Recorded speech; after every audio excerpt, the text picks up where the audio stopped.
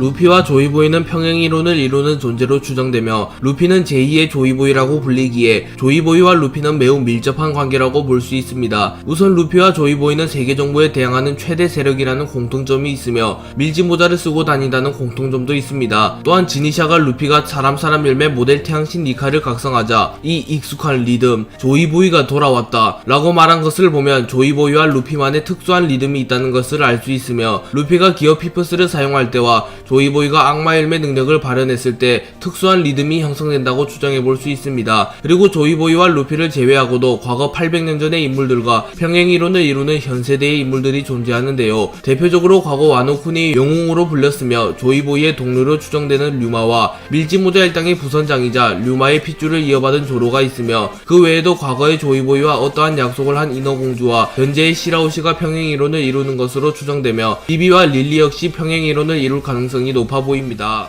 조이보이는 아직 자세한 정보가 풀리지 않았으며 원피스를 남겼다는 것과 조이보이라는 이름을 사용한다는 것 정도만이 공개되었습니다. 그리고 조이보이라는 이름조차도 조이보이의 본명이 아닐 수도 있는데요. 우선 루피 역시 몇몇 인물들에게는 조이보이라고 불리고 있으며 조이보이는 이름이 아니라 이명처럼 묘사되는 경우가 많습니다. 대표적으로 카이도우가 자신을 꺾는 자가 조이보이라고 말하는 것과 지니샤가 조이보이가 돌아왔다라고 말하는 장면이 있습니다.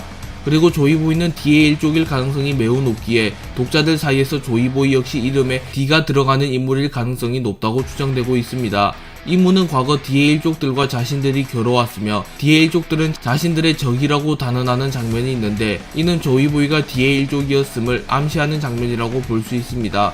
그리고 현재 유력한 조이보이의 플레임은 몽키디 조이보이이며 조이보이가 루피의 먼 조상일 가능성이 있다고 볼 수 있습니다. 루피가 훗날 해적왕이 되어 원피스를 손에 넣는 것은 사실상 확정입니다. 그리고 루피가 원피스를 찾는다고 해서 바로 원피스가 완결날 일이 없으며 루피는 곧바로 세계정부와의 전쟁을 준비하고 세계정부를 무너뜨려 자신의 세상을 만들고자 할 것입니다. 흰수염은 정상결전에서 사망하기 직전 세계정부는 언젠가 나타날 거대한 전쟁에 휘말릴 것을 두려워하고 있다. 로저의 의지를 잇는 자는 반드시 나타난다. 언젠간 세계의 운명을 걸고 세계정부에게 전쟁을 걸어올 인물이 등장할 것이다. 원피스는 실제로 있다. 라고 유언을 하였고 현재로선 흰수염이 말한 인물이 루피일 것으로 보입니다. 그리고 로저 역시 어인섬을 찾았을 당시 시라오시가 10년 후에 태어난다는 것을 깨닫고 자신은 세상을 바꿀 운명이 아니라는 것을 깨달았으며 훗날 자신의 의지를 이어받아 세계정부를 무너뜨리고 새로운 세상을 만들어낼 조이보이를 위하여 자신의 목숨을 희생하여 대해적 시대를 개막하는 모습을 보여주었습니다. 그렇기에 정황상 루피는 원피스를 발견한 이후 세계정부와의 최종 대결을 펼칠 것이며 그 싸움에서 루피가 이물을 꺾고 새로운 세상을 만들어낼 가능성이 높아 보입니다. 원피스는 웃음과 관련된 물건이라는 설도 제기되고 있는데요. 로저는 원피스의 정체를 보게 된 이후 매우 크게 웃었으며 로저의 적단의 선원들도 이것을 보고 폭소하였습니다. 또한 로저는 최후의 섬의 이름을 우스운 섬이라는 뜻을 가진 라프텔이라고 지어주기도 하였습니다. 그리고 원피스를 남긴 인물의 이름은 조이보이이며 이를 직역하면 웃긴 남자가 됩니다. 그렇기에 원피스와 밀접하게 관련된 모든 것에 웃음과 관련된 키워드가 있는 것을 확인할 수 있습니다. 또한 조이보이와 루피가 먹은 악마 열매의 모델이 되는 태양신 니카는 사람을 웃게 하는 능력이 있으며 고뇌로부터 해방시켜주는 존재라고 알려져 있습니다. 또한 니카의 힘이 깃든 사람 열매 모델 태양신은 세계에서 가장 장난스러운 힘을 가졌다고 언급되며 압도적인 무력을 가질 수 있으나 또 다른 면으로는 사람들에게 웃음을 주는 능력이라고 암시되기도 하였습니다.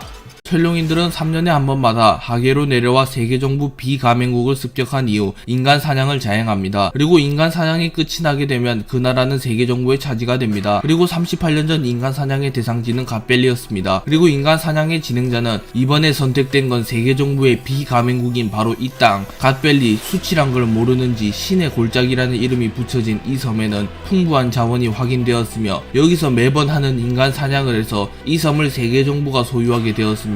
라고 말합니다. 그러자 갓벨리의 국왕은 놀라며 어디서 멋대로 게임으로 국민들을 죽일 셈이냐, 여긴 우리들의 나라다 라고 말합니다. 하지만 그 순간 갈링이 나타나 갓벨리의 국왕을 죽여버렸고 진행자는 곧바로 어이쿠 잠시 기다려 주십시오 갈링성, 반칙입니다. 우승 후보 갈링성은 마이너스 1만 점부터 시작이라고 말하였고 갈링은 이 정도의 핸디캡은 있는 게 좋아 라고 말합니다. 그리고 이때 공개된 젊은 시절의 갈링은 샹크스와 매우 닮아 있기에 갈링이 샹크스의 친부이거나 적어도 같은 가문일 가능성이 매우 매우 커졌습니다. 루피와 보니는 거대한 상어의 추적을 피해서 에그헤드 섬에 도달하게 되었고 그곳에서 샤워를 하며 회복을 합니다. 그리고 보니는 루피에게 자신을 아냐고 물어봤으나 루피는 누군지 모른다고 대답합니다. 참고로 이 둘은 과거 샤봉디 제도에서 본 적이 있으며 함께 최악의 세대로 묶인 적이 있습니다. 그래서 보니는 루피가 자신을 모르자 실망한 듯한 표정을 지었고 어찌됐든 구해준 건 고맙다고 말합니다. 그러자 루피는 신경쓰지마 보기 라고 말했고 보니는 자신의 이름을 보니라고 말해줍니다. 그리고 루피가 찬물을 들고 아 차거 라고 말하자 보니는 매우 실망하며 2단계 사왕이라고 말합니다. 그리고 보니는 루피에게 숲에서 있는 백발의 모습은 뭐냐고 물었고 루피는 자신이 자유로워진 상태라고 말합니다. 초대 기철은 아직 사용자가 밝혀지지 않은 검이며 작중에서 공식적으로 모습을 드러낸 적이 없습니다. 하지만 이 검은 오로성 중 한 명인 나스주로의 검으로 추정되는데요. 그 이유는 나스주로 정도 되는 인물이라면 평범한 검을 사용하지 않을 것이라는 점, 오로성도 무력이 존재한다면 나스주로가 검사일 것이며 당연히 명검을 사용할 것이라는 점과 나스주로의 검이 타 귀철과 외형이 비슷하다는 점이 있습니다. 그렇기에 정황상 초대 귀철은 나스주로가 보유했을 가능성이 높습니다. 그리고 귀철 일파가 만들어낸 타 귀철만 하더라도 수준급의 성능을 자랑하는데 초대 귀철은 타 귀철과는 격이 다르다는 묘사도 존재하며 초대 귀철은 최상 명검으로 분류되는 점을 감안하면 초대 귀철 역시 흑도 요루의 버금가는 사기적인 검일 가능성이 높아 보입니다. 그리고 귀철은 많은 원혼을 먹고 강해진다는 특성이 있는데 정황상 나스주로는 그 어떠한 검사보다 오랜 삶을 살았을 것이며 오로성이라는 위치를 감안하면 많은 원혼을 먹일 수도 있었을 것이기에 만약 나스주로의 검이 초대 귀철이 맞다면 초대 귀철은 매우 사기적인 성능을 자랑할 가능성이 높아 보입니다.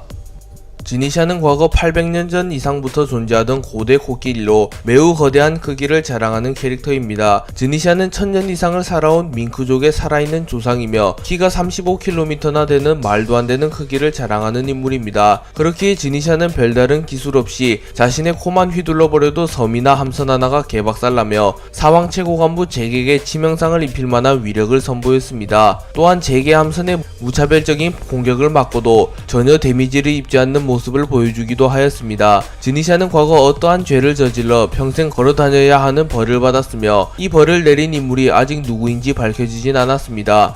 그리고 지니샤는 과거 800년 전 원피스를 남긴 전설의 해적 조이보이의 동료인 인물이기도 한데요. 모모노스케는 야마토에게 지금 지니샤가 오고 있어. 과거 도시님과 어깨를 나란히 하던 조이보이의 동료라고 들었소. 라고 말하며 지니샤가 조이보이의 동료이며 공백의 100년 시절부터 살아온 인물이라고 말하였습니다. 쿠마는 드래곤이 능수능란하게 무기를 다루는 방법을 보며 의문을 품었고 드래곤은 잠시 해군에 있었다. 운 나쁘게 거기서 정의를 찾아낼 수는 없었다만 이라고 말하며 과거 자신이 해군 출신이었으며 해군은 진정한 정의가 아니기에 결국 해군을 관뒀다고 말합니다. 그렇기에 드래곤은 결국 거푸의 성화에 못 이겼으며 정의를 관철하기 위하여 해군이 되었으나 해군은 진정한 정의가 아니며 드래곤의 정의관과는 다른 집단이었기에 결국 해군을 관뒀다고 볼 수 있습니다. 그리고 드래곤과 아카이누는 동갑이기에 어쩌면 드래곤과 아카이누가 동기이거나 밀접한 관계였을 가능성이 있으나 드래곤이 해군을 관두며 아카이누와 드래곤의 사이가 틀어지게 되었고 아카이누가 애증의 감정을 느끼며 정상결전에서 그토록 루피를 보며 드래곤의 아들이라는 말을 했을 수도 있다고 추정할 수 있습니다. 그리고 쿠마는 나는 당신을 따라가겠어 드래곤 이라고 말하며 혁명군에 공식적으로 합류하겠다고 말했고 드래곤은 비장한 표정으로 후회시키지 않겠다 라고 말합니다. 쿠마가 25세가 되었을 무렵 소르베 왕국의 국왕은 남부지방의 사람들을 납치하였고 쿠마는 데리고 간 사람들을 돌려줘 라고 말합니다. 하지만 북부의 군인들은 이봐 목사 들었지 법률이 바뀌었다고 남부의 인간은 자유롭게 써도 상관없게 됐어 라고 말하며 남부지방의 인간들의 인권이 사라졌다고 말합니다. 그리고 쿠마는 분노하며 노예라도 만들 셈이냐 절대로 용서 못한다 라고 소리치며 도톰도톰 열매의 능력을 사용하여 순식간에 북부지방의 군인들을 공격합니다. 그리고 쿠마는 결국 감옥에 붙잡혔고 지니와 쿠마의 친구들 역시 함께 붙잡힙니다. 그리고 쿠마는 괴로워하며 여긴 터무니없는 차별 국가가 될지도 몰라 라고 말했고 지니 역시 쿠마의 의견에 동의합니다. 하지만 그 순간 소르베 왕국에 신원 미상의 남자들이 나타났고 그 인물들은 혁명군 드래곤 이완코브였습니다. 그리고 이완코브는 소르베 왕국의 국왕과 정책을 보며 놓칠까 보냐 천령이 흉내나 내고 라고 말했고 드래곤 역시 신물이 나는군 이라고 말합니다. 그리고 드래곤과 이왕 코브의 활약에 힘입어 소르베 왕국의 국왕은 물러나게 되었고 소르베 왕국은 평화를 되찾게 됩니다. 그리고 이왕 코브는 곧바로 쿠마와 지니를 풀어주었고 쿠마는 이와짱 옆에 있는 건 이라고 말하며 자신의 우상과도 다름없는 드래곤을 한눈에 알아봅니다. 그리고 지니와 쿠마는 혁명군에 합류하였고 훗날 세계의 이름을 떨치게 되는 혁명군의 전설이 시작됩니다. 원피스 1090화의 표지 현재에는 오랜만에 캡틴 크로가 등장하였습니다. 캡틴 크로는 검은 고양이들과 함께 책을 읽고 있는 모습을 보이며 캡틴 크로의 뒤에는 초승달이 떠 있습니다. 캡틴 크로는 과거부터 고양이와 밀접하게 엮여 있었으며 고양이 부하들을 데리고 있었던 인물인데 최근에도 고양이와 함께 있는 것을 보면 고양이의 진심인 인물이라고 볼 수 있습니다. 그리고 원피스 세계관에서 초승달과 관련 있는 인물로는 피거랜드 갈링이 있기에 독자들은 어쩌면 이 표지 현재에 숨겨진 떡밥 중 하나가 피거랜드 갈링이 조만간 활약을 할 것이라고도 추정하고 있습니다. 물론 초승달 하나만으로 피거랜드 갈링의 등장을 점칠 수는 없습니다. 레일리는 과거 이스트블루의 한 마을에서 로저에게 동료 제의를 받았고 로저와 레일리는 세상을 뒤집어버리기 위하여 여행을 시작합니다. 그리고 로저와 레일리는 우여곡절 끝에 위대한 항로를 제패하고 라프텔에 도달한 이후 원피스를 찾아내며 그야말로 세상을 뒤집어버렸습니다. 그리고 두 캐릭터는 자신들의 첫 만남을 회상하며 아련한 듯한 표정을 지으며 독자들에게 많은 감동을 주기도 하였습니다. 레일리는 로저가 처형된 이후 그야말로 한양과도 같은 삶을 살았으며 결국 해군에게 포착되어 버립니다. 하지만 해군 측에서도 레일리를 잡는 것은 득보다는 실이 컸기에 굳이 레일리를 터치하지는 않습니다. 또한 이때 거프가 레일리를 흰수염급으로 평가하며 레일리의 평가가 더 상승하기도 하였습니다. 그리고 레일리는 샤본디 제도에서 노쇠하고 오랜 기간 전투 경험이 없는 상태로도 해군대장 키자루를 막아서는 모습을 연출하며 폼은 일시적이더라도 클라스 영원하다는 것을 입증하며 자신이 왜 전설의 해적이라고 불리는지 증명하였습니다. 스모커는 루피를 로그타운에서 놓친 것을 자신의 한이라고 생각하게 되었고 루피가 자신을 제치고 위대한 항로로 가게 되자 스모커도 더 이상 로그타운을 지키는 것을 포기하고 루피를 쫓아가기로 결정합니다. 그리고 이 과정에서 반드시 밀지 못할 루피는 내 손으로 잡는다 라고 말하며 의지를 불태우기도 하였기에 훗날 루피의 라이벌이 될 가능성도 존재합니다. 그리고 스모커는 루피를 쫓아 알라바스타로 갔으며 그곳에서 루피와 승부를 겨루려고 하였으나 에이스, 크로커다일 등과 엮이게 되며 결국 루피를 잡아넣지는 못합니다. 그리고 스모커는 그 이후에도 루피를 추적하였고 이번에는 정상결전에 참전하여 루피를 추적하려 합니다. 하지만 이번엔 보아 행콕이 빈번하게 방해를 했고 후반부에는 흰수염 해적단이 루피를 지켜주는 모습을 보였습니다. 그래서 결국 스모커는 루피를 몰아넣기는 하였으나 이번에도 잡아냈는데 실패합니다. 그리고 이후 스모커는 G5 지부의 중장이 된 이후 펑크 하자드에서 루피를 잡으려고 하였으나 베르고, 로우, 도플라밍고 등이 스모커를 방해했고 결국 스모커는 루피를 잡아내는데 또 실패합니다. 정상결전이 시작되기 이전까지는 거프는 어디를 가든 항상 자신의 부관인 보가드를 데리고 다녔습니다. 거프가 모건 대령을 호송하기 위하여 이스트블루 쉘즈타운으로 갔을 때도 보가드가 함께했으며 이후 거프가 코비와 헤르메포를 제자로 받아들이고 훈련을 시킬 때도 늘 보가드가 거프의 곁을 지켰습니다. 또한 보가드는 코비와 헤르메포를 훈련시켜주기도 하였기에 어떻게 보면 코비와 헤르메포의 스승이라고도 볼 수 있습니다. 그리고 거프가 워터7에서 루피를 일부러 놔주자 보가드는 상부에는 손자라는 이유로 놔줬다는 것이 전혀 해명이 안되니 우선은 놓친 것으로 하죠 라고 말하며 거프에게 조언을 해주는 모습도 연출하였습니다. 그리고 보가드는 무려 38년 전 갓벨리 사건 때도 거프와 함께 갓벨리에 나타났기에 잔뼈가 굵은 베테랑일 가능성이 높아 보입니다. 크로커다일은 칠무의 제도가 철폐된 이후 미호크를 찾아가 동맹을 제안했고 미호크도 이를 받아들였습니다. 그리고 크로커다일은 사업자금을 마련하기 위하여 과거 버기에게 빌려준 돈을 받기 위하여 버기즈 딜리버리로 날아갑니다. 그리고 크로커다일은 그곳에 있는 해군들을 모조리 척살하였고 버기에게 자신이 빌려준 돈을 갚으라고 말합니다. 그리고 이 모습을 본 버기의 부하들은 크로커다일이 버기님의 의동생이라는 게 사실이었어 라고 말하며 또 제멋대로 상황을 오해합니다. 한편 버기는 크로커다일에게 당장 갚을 돈이 없으니 우선은 동맹을 맺자고 말하고 자신이 부하가 되겠다고 말합니다. 또한 버기는 크로커다일에게 자신이 보유한 버기즈 딜리버리의 장점을 어필하였고 크로커다일도 고심 끝에 버기의 제안을 받아들입니다. 그리고 버기는 크로커다일 미호크와 동맹을 맺은 이후 자신의 부하에게 크로스길드 포스터를 만들라고 말합니다. 그리고 버기의 부하들은 버기를 리더처럼 묘사한 포스터를 만들어 전세계에 뿌렸고 해군도 이 포스터를 입수하게 됩니다.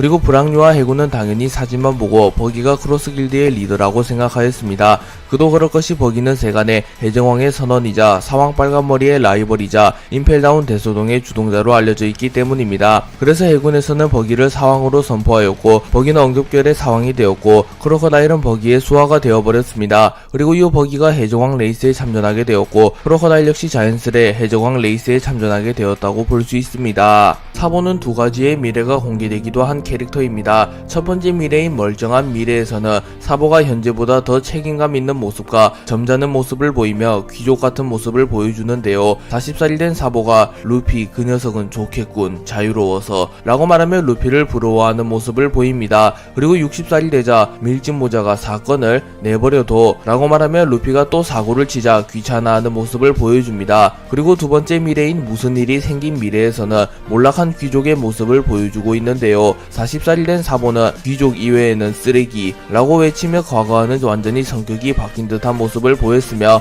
60살이 되자 루피의 이름을 팔아 술을 구걸하는 모습을 보여줍니다. 두 번째 미래는 언뜻 보면 사보가 불쌍해 보이지만 사보의 오랜 염원인 귀족의 몰락이 현실화가 되었으니 어떻게 보면 사보는 목적을 이루었다고도 볼 수 있습니다.